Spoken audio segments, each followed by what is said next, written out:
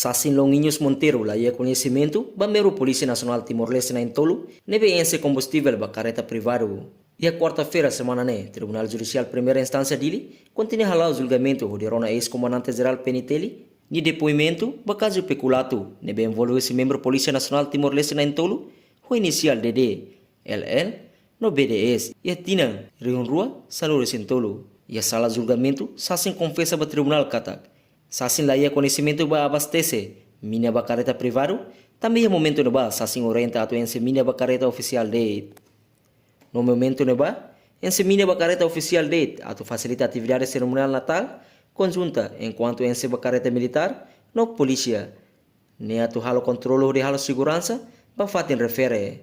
Enquanto com a documento Sassin reconhece Nima Cassina, documento hirakne, onde foi a autorização do diretor logístico Penitelli, arguido BDS, katak haremina, onde abastece, mas gerador ia mahata o ekusi, onde fornece eletricidade e a fatem para realização na tal conjunta ne.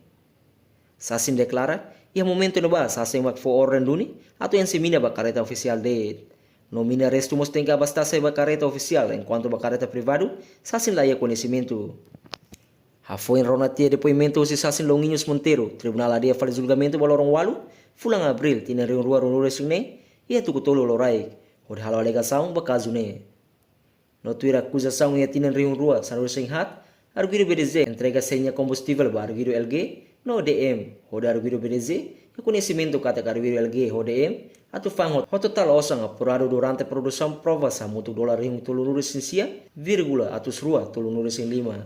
No dar chefe logística e poder administrar bens pertence a Penitelli, mas bem aproveita poder nebe ini ia, hamutu ko argiru DM no dar responsável ba mina, no argiru LG hanesang ema nebe makhetan poder usi argiru na rua, selo.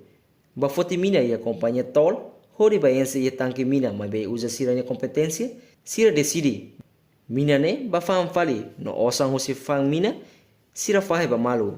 Portanto, argiru sira halo kidane, deliberada hatene katak, sirnia halok ne contra lei, no belhetan castigo, mas be arbiru sira continua halo hori fu benefício ba sirnia an, no prejudica ba Estado República Democrática Timor-Leste.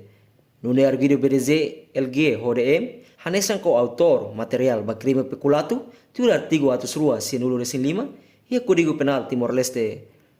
Audiência julgamento ne rasik, presidi husi juiz coletivo, juíza Ercilia de Jesus, Ana Paula Fonseca, José Maria de Araujo, Ministério Público representa o procuradora Lídia Soares, no arguido BDS, retam assistência legal o advogado privado Arlindo Sánchez, no arguido DM, retam assistência legal o defensor público Manuel Amaral. Reportagem Marquita da Silva, Televisão Timor Post.